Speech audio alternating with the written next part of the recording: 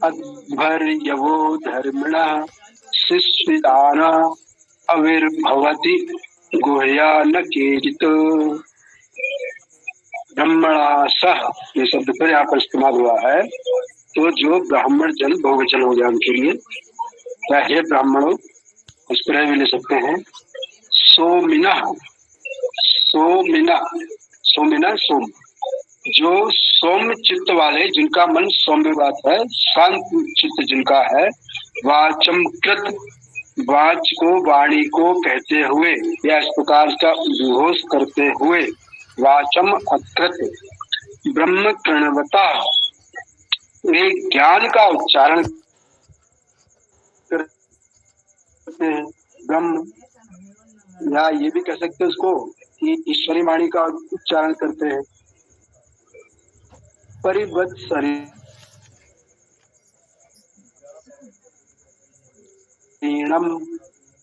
परिवत्सरीणम ये देखना पड़ रहा है, इसमें इसमें दिया हुआ है परिवत्सरीणम मतलब वर्ष के उपरांत। परिवत्सरीणम जो सरकता हुआ है, परिवत चारों ओर से घिरता हुआ परिवत्सरीणम, इसको उन्होंने कहा है कि वर्ष के उपरांत। अध्वर्यवो अध्वर्य जो स्तोत्रगण है वह कोई भी जहाँ बैठ जाता है अकेला धर्म स्थल में या किसी शुद्ध पवित्र शांत स्थान पर, शिष्यदाना गर्मी से पसीने में तर होकर, शिष्यदाना मतलब सशक्ता हुआ। तो काय से सशक्त हुआ?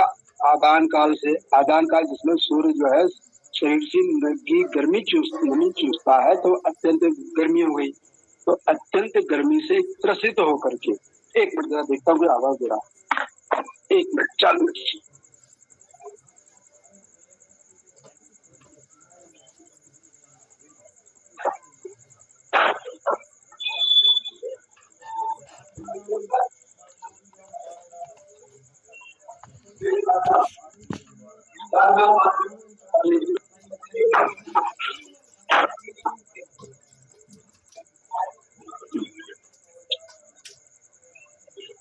शिष्यदाना ग्रीष्म से आदान काल से त्रसित होते हुए अभिर्भवन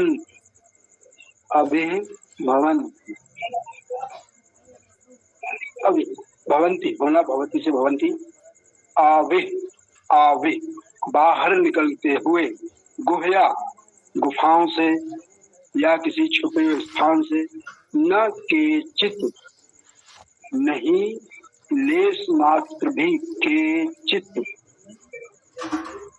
या इसको ये भी कह सकते हैं केचित के कोई भी, लेश मात्र या कोई भी।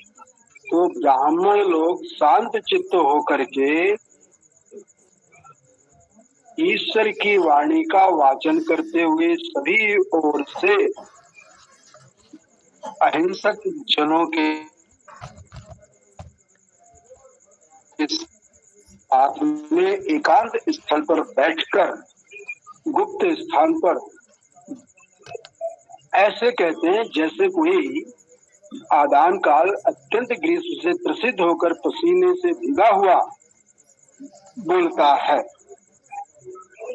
उसको नीचे उन्होंने किया है भावार्थ में, वेदवती ब्राह्मण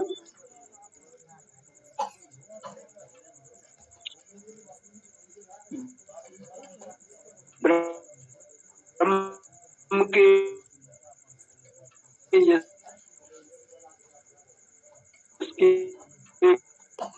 गायन के लिए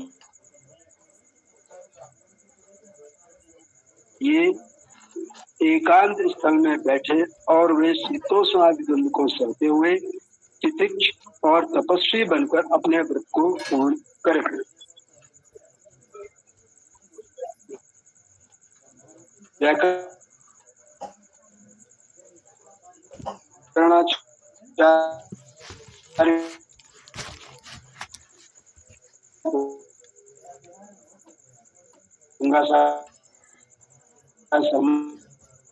जी जो लिखते हैं ये मेढक उसी प्रकार बोलते हैं जिस प्रकार अर्थ पुस्तक में भाव है।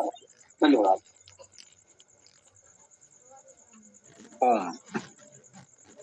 अच्छी बात रखी, यद्यपि कुछ तकनीकी समस्या थी, बीच बीच में कट तो रहा था, फिर भी बहुत कुछ सुनने को मिला और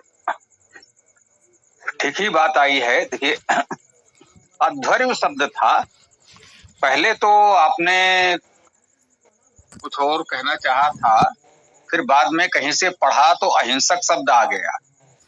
अध्वर का अर्थ अहिंसा है, अहिंसक है, उपसर्ग नहीं के अर्थ में, और ये ध्रे ध्वर धातु है हिंसा करने के अर्थ में, तो अध्वर का अर्थ अहिंसा। यजन को अध्वर कहते हैं कि यजन को अध्वर होना चाहिए, अर्थात अहिंसक होना चाहिए, तो वो अध्वर कहा गया है, तो ये भी समझ ले कि अहिंसक का अर्थ आपने पढ़ा भी, तो वो भी ठीक हो गया। तो यद्यप थोड़ा सा ध्वनि कटती रही है, लेकिन फिर भी बात तो आ गई। आज